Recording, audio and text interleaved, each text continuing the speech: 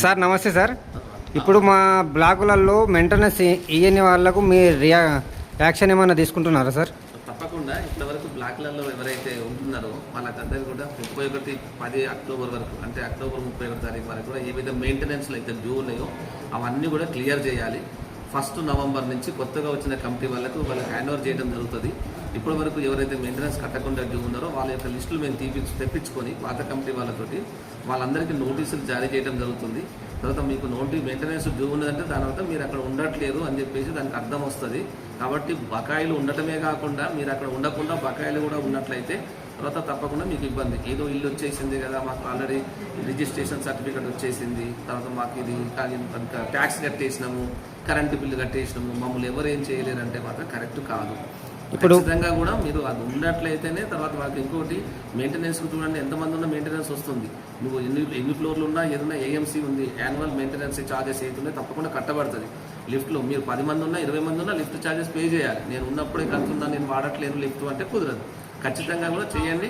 పైగా మీరు ఇంకా దానికి తోడు ఏంటంటే మీరు ఉండటం లేదనే ఫిర్యాదు కూడా అందుతున్నాయి. కాబట్టి దయచేసి ఖచ్చితంగా ఉండవాలి. లేకపోతే మీకు ఆదాబ్తో చెప్పేయండి, మాకు అక్కర్లేదు, మేము ఉండట్లేము, ఇంకో ఇల్లు ఉందంటే మేము ఇంకోటి ఆల్టర్నేట్ చూస్తాం కదా.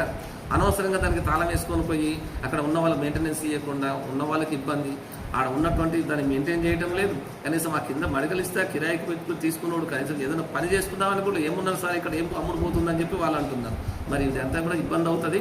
దయచేసి అన్ని బ్లాక్లకు వాళ్ళకు కూడా తెలియజేసేది ఏంటంటే మీరు ఖచ్చితంగా అక్కడికి రావాలి. తర్వాత మీరు మీ ఆక్యుపెన్సీని చూపించాలి. ఏదో వెరిఫికేషన్ చేస్తున్నప్పుడు వచ్చి మిగతాప్పుడు రాకుండా ఉండకూడదని చెప్పి చెప్తున్నాను. ఆల్టర్నేట్ చూడండి. మీకు అక్కడ ఇబ్బంది ఉంది, ఏమన్నా ఫెసిలిటీస్ లేవంటే మేము అన్ని కల్పించడానికి రెడీగా ఉన్నాం ఇప్పుడు. మరి అయినా కూడా మీరు రావట్లేరు అంటే కేవలం 20%, 30% దట్టు మళ్ళీ పేమెంట్ ఇవ్వకుండా ఇబ్బంది పెడుతున్నారని చెప్పి తెలుస్తుంది. కాబట్టి దయచేసి ఖచ్చితంగా అందరూ ఉండి ఆ పేమెంట్ అవుతుందో ఖచ్చితంగా రెగ్యులర్గా చేయాలని చెప్పేసి కోరుతున్నాం. 31 వరకు మీకైతే లెక్కల విషయం చాలామంది అడుగుతున్నాం, మాకు లెక్కలు చెప్తే మేము డబ్బులు కడతామని చెప్పేసి. తప్పకుండా కూడా ఈ 31 అక్టోబర్ వరకు ఉన్న లెక్కలన్నీ మేము క్లియర్గా తీస్తాము. పాత వాళ్ళతో సంబంధం లేదు, అవన్నీ కూడా డిపార్ట్మెంట్ తీసుకుంటుంది. తర్వాత కొత్త వాళ్ళు కూడా పాత వాళ్ళని లెక్కలు అడగకండి. పాత వాళ్ళ లెక్కలు మేము అడుగుతాం, మీకు హ్యాండ్ ఓవర్ చేస్తాం. కాబట్టి మీరు కొత్త వాళ్ళు అవుతున్నారు, మీరు 1 నవంబర్ నుంచి మీరు ఛార్జ్ తీసుకొని మీరు రెగ్యులర్గా కలెక్షన్ చేయండి. మెయింటెనెన్స్ కూడా తర్వాత ఆ విషయంలో ఎవరైనా సరే మెయింటెనెన్స్ డ్యూ ఉన్నట్లయితే తప్పకుండా మన ఆఫీస్ నుంచి నోటీసులు అయితే 1 నోటీసు, 2 నోటీసులు, 3వ నోటీసులు కఠినమైన కట్టి చర్య ఉంటుంది మళ్ళీ. కాబట్టి ఈ విషయంలో మాత్రం మీరు అందరూ కూడా గమనించాలి. ఇది అన్ని బ్లాకుల వాళ్ళకు కూడా ఉన్నట్టున్నాం, రెగ్యులర్గా సహకరించండి.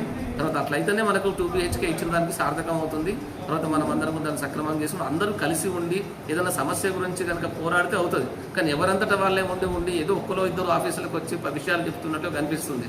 అలా కాకుండా ఖచ్చితంగా అందరూ కలిసికట్టుగా ఉండాలని చెప్పేసి మేము కోరుకుంటున్నాం.